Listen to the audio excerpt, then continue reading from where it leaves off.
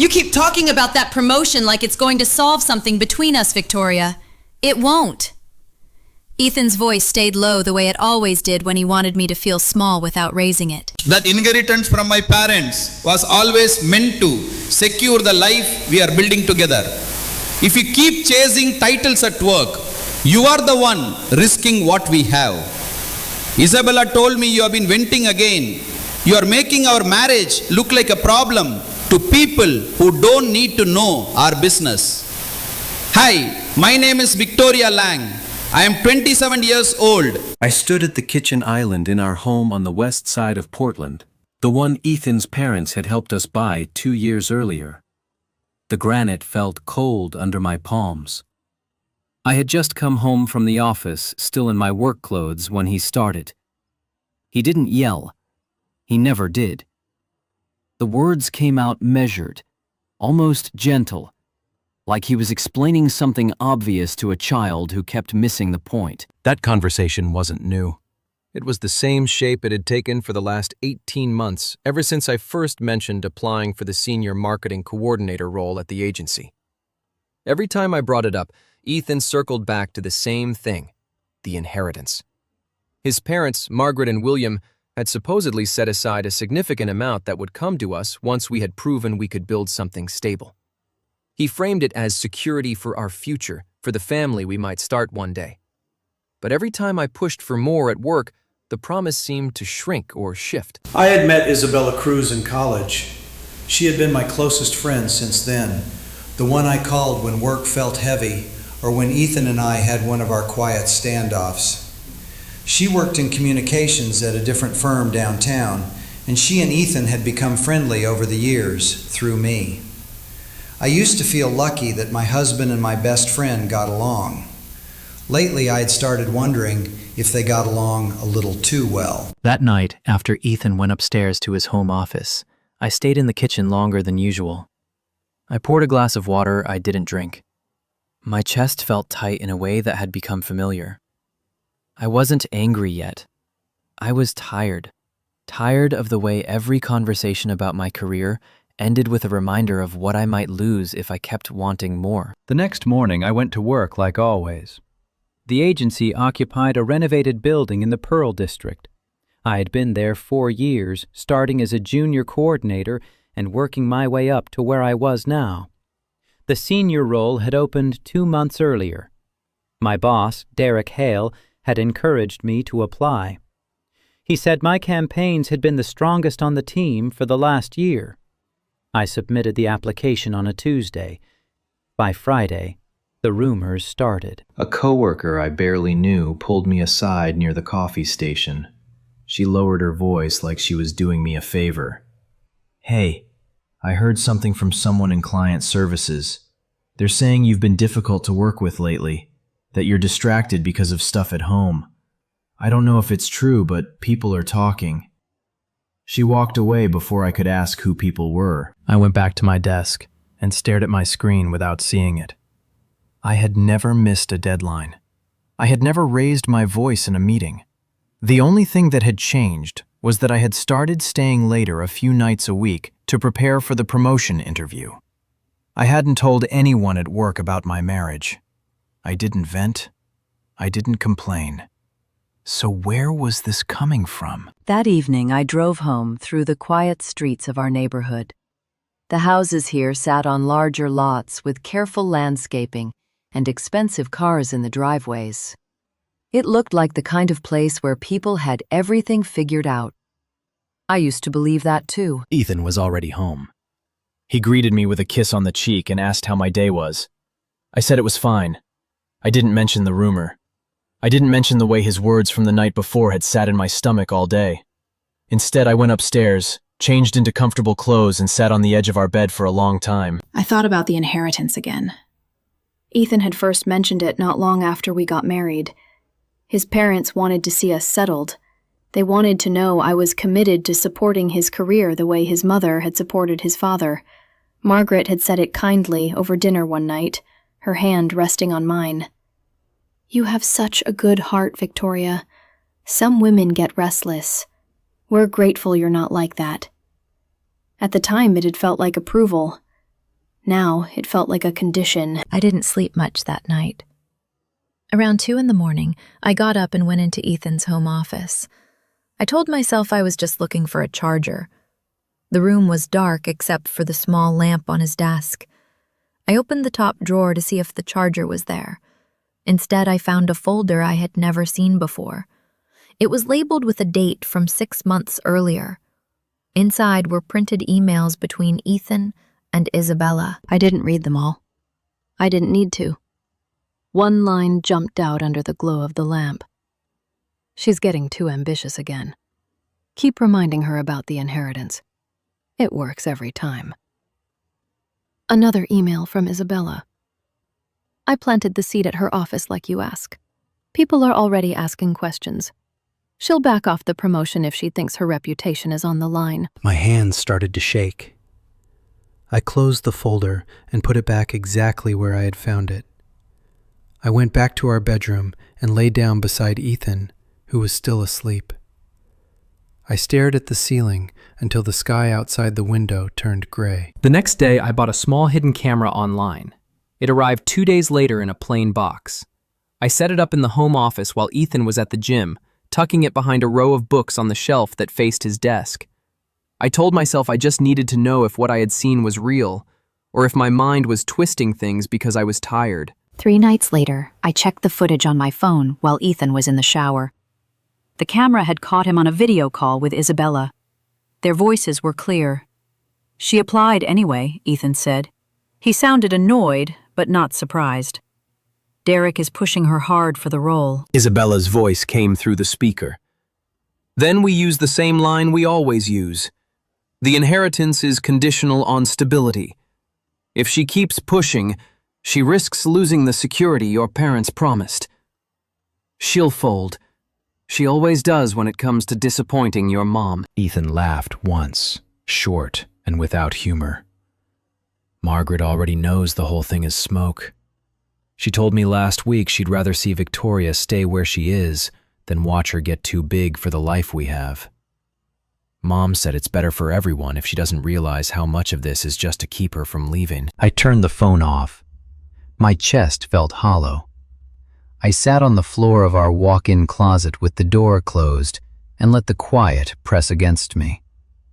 The woman I had called my best friend for 8 years had been helping my husband keep me small. My mother-in-law had known the inheritance was never real in the way they described it, and my own mother Margaret had apparently been part of the conversation. I didn't confront him that night. I didn't cry where he could hear me. I went to work the next morning with the same calm face I had worn for years. But something had shifted inside me. The tiredness was still there, but underneath it, something sharper had started to form. At the office, Derek called me into his office late that afternoon. He closed the door.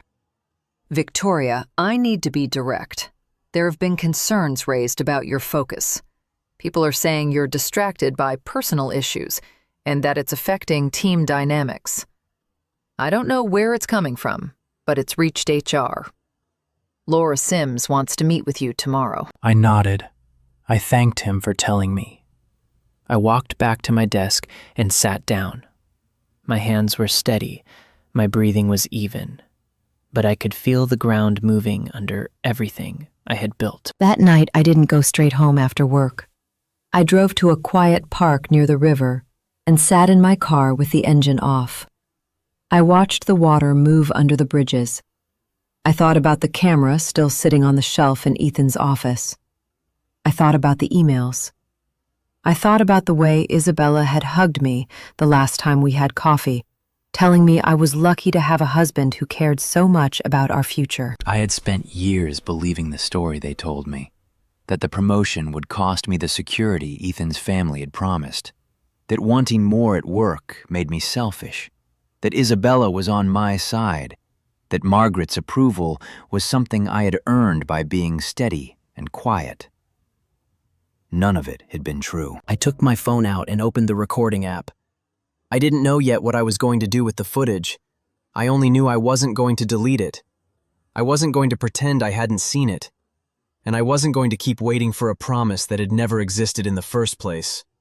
If the two people I trusted most were willing to lie to my face and sabotage the one part of my life that was mine, then the life I had been protecting wasn't worth protecting anymore. Have you ever realized the people closest to you were working together to keep you exactly where you were? I sat in that car for a long time, the river moving in front of me, and I started to understand that the choice in front of me wasn't about the promotion anymore. It was about whether I was willing to keep living inside a story someone else had written for me. I sat in the car by the river until the lights started to fade. The recording of Ethan and Isabella's conversation stayed on my phone like a live wire I couldn't touch yet. I didn't cry.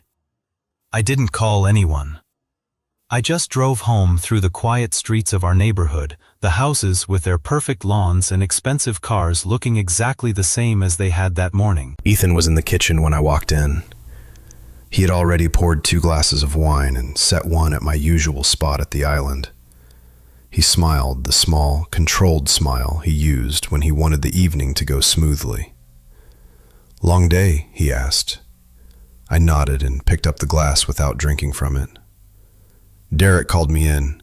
HR wants to meet tomorrow. Someone's been spreading things about me at work." His expression didn't change much, but I saw the tiny pause before he answered. "That's unfortunate. People get jealous when they see someone moving up. You know how offices are." I set the glass back down. "Isabella called you today, didn't she?" He looked at me for a second longer than necessary. "She checks in sometimes. She cares about you. We both do." I didn't push it. I went upstairs, showered, and lay in bed with the lights off while he stayed in his office. I could hear the low sound of his voice on another call. I didn't need to check the camera to know who he was talking to. The next morning, I wore the same calm face I had worn for years. I drove to the agency, parked in the same spot, and walked into Laura Sims' office at 10 o'clock exactly. She was already seated behind her desk, a thin file open in front of her. Derek sat in the chair beside her. "Victoria, thank you for coming in," Laura said. Her voice was professional, but not unkind. "We've received some concerning feedback about your recent performance and team interactions. There are reports that you've been distracted and that you've made comments about your home life affecting your focus. I wanted to give you a chance to respond directly." I kept my hands folded in my lap. I haven't missed any deadlines. My campaigns have performed above target for the last 4 quarters. I haven't discussed my marriage with anyone here. If people are saying I'm difficult or distracted, I'd like to know who started it and why they felt they could speak for me. Laura glanced at Derek. He shifted in his chair. "The feedback came through a few different channels. It's not one person. That's what makes it hard to pin down. But the perception is there, and perception affects how the team works together." I nodded once. "Then I'm filing a formal complaint.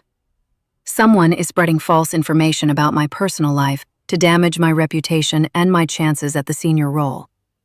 I want it documented. I want an investigation into where it started, and I want it stopped." Laura's pen stopped moving. She looked at me for a long moment. "All right, we'll open an official inquiry. In the meantime, I need you to keep your interactions professional and limited. No discussions about this with the team." I stood up. "I've never discussed it with the team, that's the point." When I walked out of her office, 2 people at the far end of the hallway stopped talking and looked away. The rumors had already done their work. Even if HR cleared my name, the damage to how people saw me was already there. I went back to my desk and opened my laptop. My hands were steady, but my stomach felt like it had been hollowed out. I had spent years being the steady one, the one who didn't make waves, the one who supported Ethan's career so the inheritance would be there for us. Now, the same people who had benefited from that steadiness were the ones making sure I stayed small. That afternoon, Isabella texted me like nothing had changed. "Isabella, hey, want to grab coffee this week? I feel like we haven't caught up properly in forever. Miss you." I didn't answer. I put the phone face down and kept working. When I got home that evening, Ethan was already there again. He had ordered dinner from the place we used to like. He asked how the meeting went. I told him it was fine. He didn't push. He just nodded and said he was glad I had good people looking out for me at work. I went upstairs after we ate. In the bedroom, I opened the hidden camera app on my phone. The footage from that afternoon showed Ethan on another call with Isabella. This time, the conversation was shorter. She filed a complaint, he said. His voice sounded tighter than usual. HR is actually taking it seriously. This could get messy if they start asking questions about where the rumors came from. Isabella's voice came through clearly. Then we lean harder on the family angle. Margaret already told you she'd rather Victoria stay put than watch her get too big for the marriage. Use that. Remind her what she stands to lose. She's always folded before when your mom gets involved. Ethan was quiet for a second. Then he said, "Nathan's coming into town this weekend. Mom wants him to bring the updated trust papers. Maybe seeing it in writing will make Victoria back off." I turned the app off. Nathan was Ethan's older brother. He lived in Seattle and rarely came down unless there was a family event. The fact that Margaret was sending him with updated trust papers told me everything I needed to know. The inheritance story was still the lever they planned to use. I didn't sleep much again. The next day at work, the atmosphere felt different. People were polite, but distant. One of the junior coordinators who used to ask me for advice on campaigns now routed her questions through someone else. The senior role interviews had been pushed back 2 weeks for administrative reasons. I knew what that meant. That evening, I was in the kitchen when Ethan's phone rang. He answered it in the living room. I heard him say Nathan's name. A few minutes later, he came into the kitchen. "Nathan's flying in Friday," he said. "Mum wants us all to have dinner together. She thinks it would be good for us to talk about the future as a family." I looked at him. What future? He gave me the same small smile. The one we've been building. The one that includes the security my parents have been putting in place for us. "Nathan's bringing some documents Mom wants us to see together." I nodded. I didn't argue. I didn't ask questions. I just said I would be there. Later that night, after Ethan had gone to bed, my phone lit up with a text from a number I didn't recognize.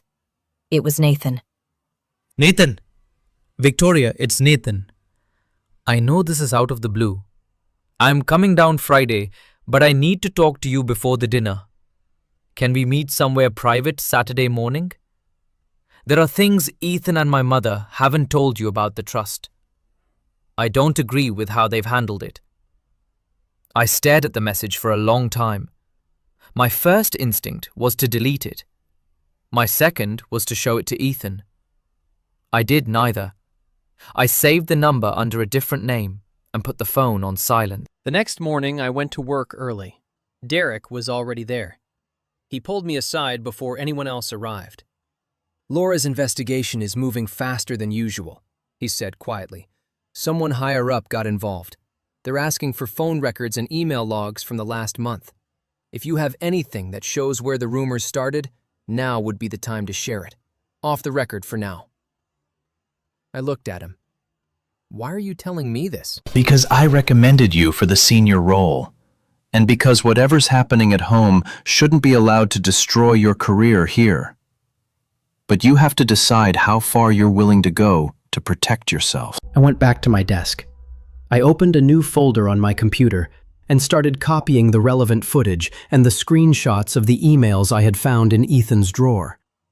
I didn't know yet if I would give them to HR. I only knew I wasn't going to keep carrying the weight of other people's lies by myself. That afternoon, Isabella called me. I let it go to voicemail. She left a message that sounded bright and normal. "Hey, it's me. I know you've been busy with work stuff.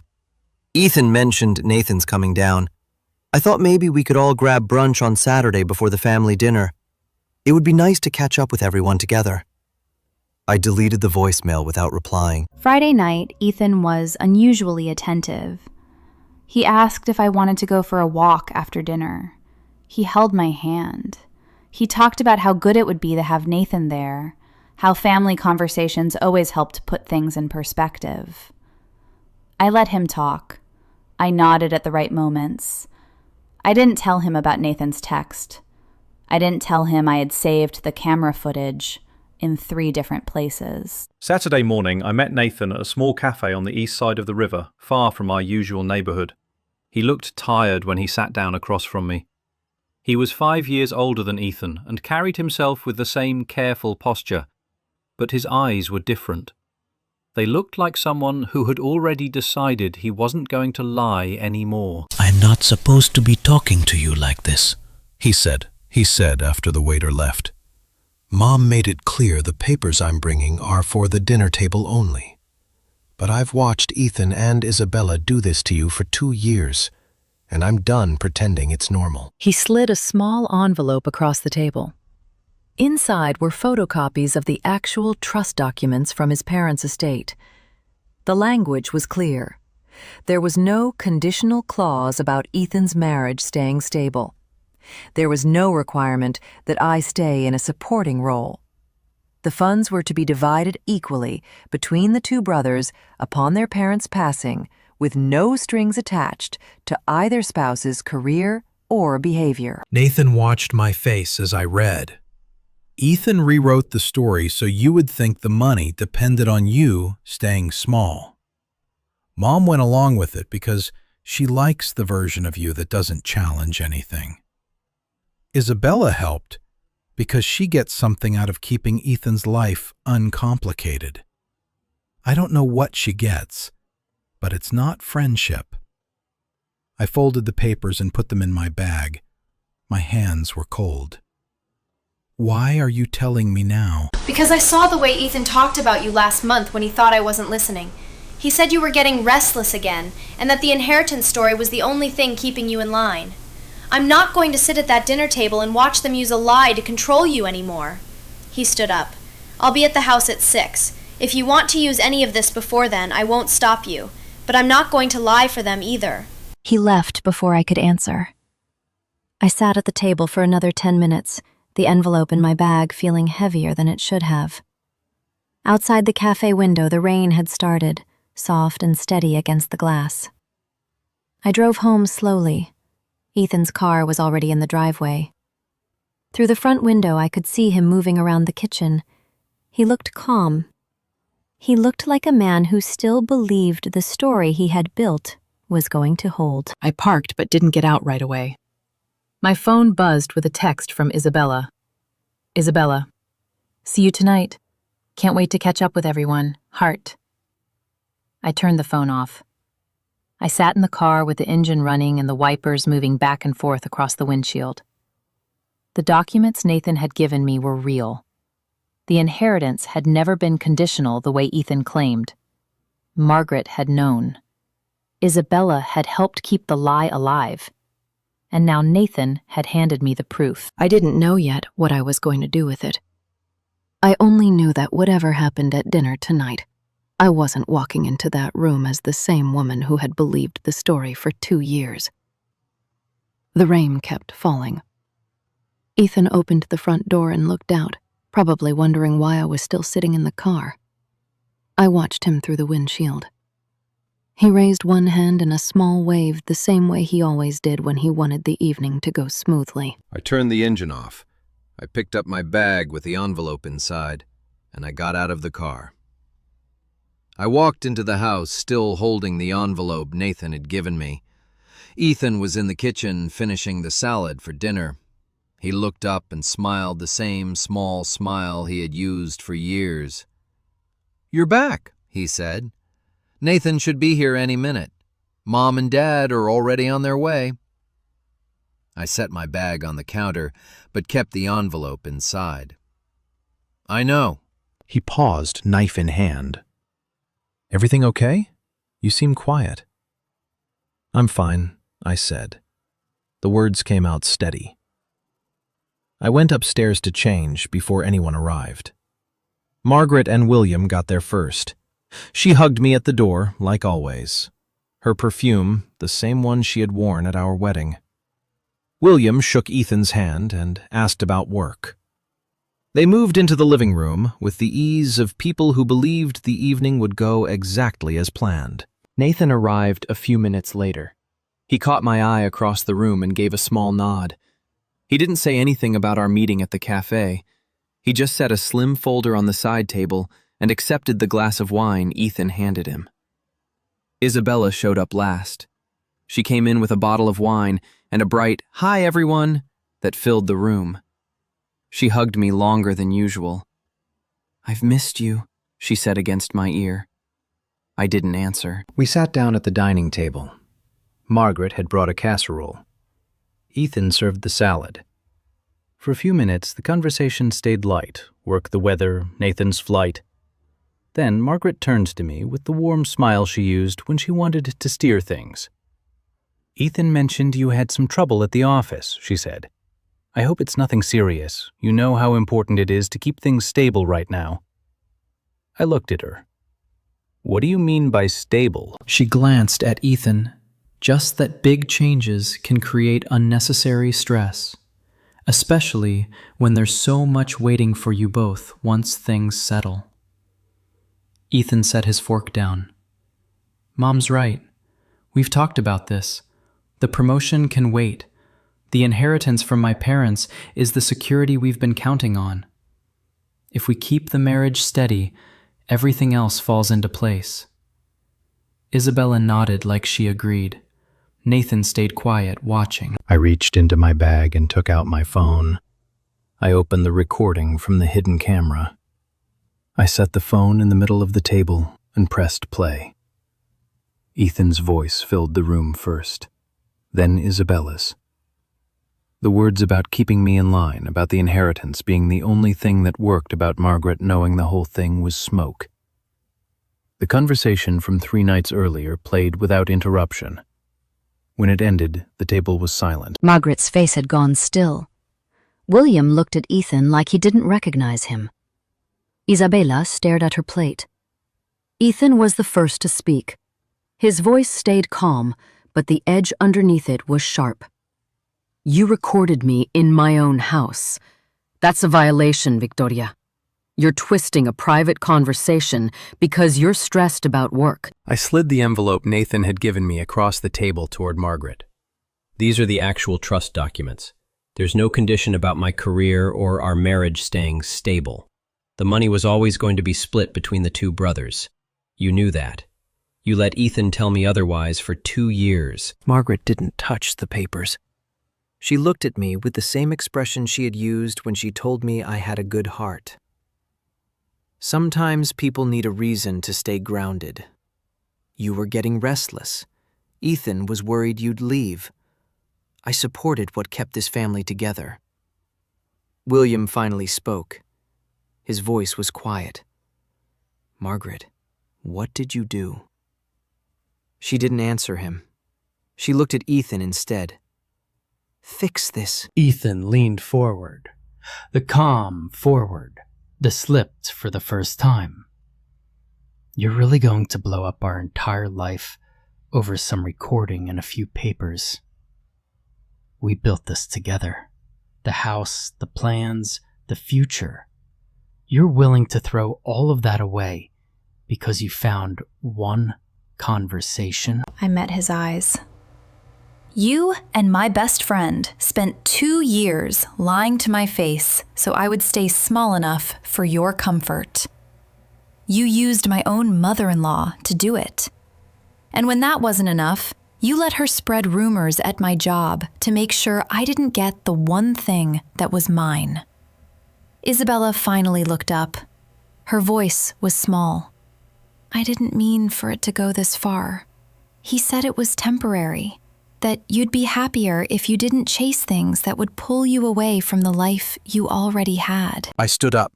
"I'm filing the full evidence with HR on Monday. The rumors stop. The interference stops. And I want you out of this house by the end of the weekend, Ethan. You can stay with your parents or with Isabella. I don't care which." Margaret stood too. Her voice sharpened. "You're making a mistake. This family has given you everything: stability, a home, a future, and you're choosing to destroy it because you're angry. I looked at her. You gave me a story. I'm choosing the truth. Nathan was the only one who didn't try to argue. He picked up the folder he had brought and handed it to me. These are the real copies. Do what you need to do. I took them. I walked out of the dining room and up the stairs. I packed one suitcase with clothes and my laptop. I didn't take the wedding photos or the things Ethan had bought. I left the hidden camera on the shelf where it had been. When I came back down, Ethan was standing in the hallway. His face was pale. You're really doing this? After everything? I stopped at the door. After everything? You did, yes. I drove to a hotel that night. I didn't cry in the car. I just kept my hands on the wheel and my eyes on the road. On Monday, I met with Laura Sims again. I gave her the recordings, the emails I had found, and a written statement about how the rumors had started and who had fed them. She listened without interrupting. 2 days later, HR concluded their investigation. The source of the rumors was traced to a chain that started with someone close to Ethan. The senior role interviews were rescheduled. I got the promotion the following week. Ethan moved out that Sunday. He didn't fight me on the house. He took his clothes and his laptop and left the rest. Margaret called once. She left a voicemail asking me to reconsider before I ruined everything. I didn't call her back. William sent a short email saying he was sorry. I didn't answer that either. Isabella stopped texting. The group chat with the three of us went quiet and stayed that way. Nathan reached out once more a month later. He said Ethan and Margaret were barely speaking to him. He asked if I was okay. I told him I was figuring it out. We haven't talked since. I stayed in the house for 3 more months while the divorce moved through the courts. Then I sold it. The market in Portland was strong. I used my half to buy a smaller place closer to the river with big windows and no home office that belonged to anyone else. I kept the promotion. I started seeing a therapist who didn't know any of the people involved. I learned how to say no without explaining why. Some nights I still wake up and check my phone out of habit, expecting a message from Isabella or a reminder from Ethan about dinner with his parents. The silence is loud when it comes. It doesn't go away completely. That's the part that lingers. I can live with the quiet. I couldn't live with the lie anymore. I don't hate them. Hate would mean they still take up space I don't want to give them. I just don't let them shape what I believe about myself. The version of me they needed me to be, the steady one who didn't ask for more, who accepted the story about the inheritance and the future, was never the real one. She was the one they built to keep me from seeing what they were doing. I still work at the same agency. Derek and I have a good working relationship now. Laura checks in sometimes, not because she has to, but because she respects that I handled it cleanly. I don't talk about what happened at home. I don't need to. The work speaks for itself. On weekends, I walk along the river or sit in the small cafe where Nathan and I met. I don't look over my shoulder anymore.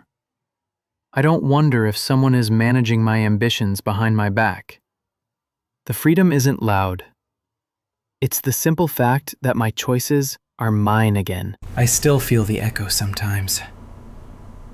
When a friend cancels plans last minute, or when a coworker takes credit for something I did.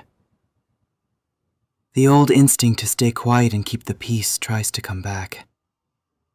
I notice it now. I don't follow it. That's the boundary I keep. It protects the peace I fought to have.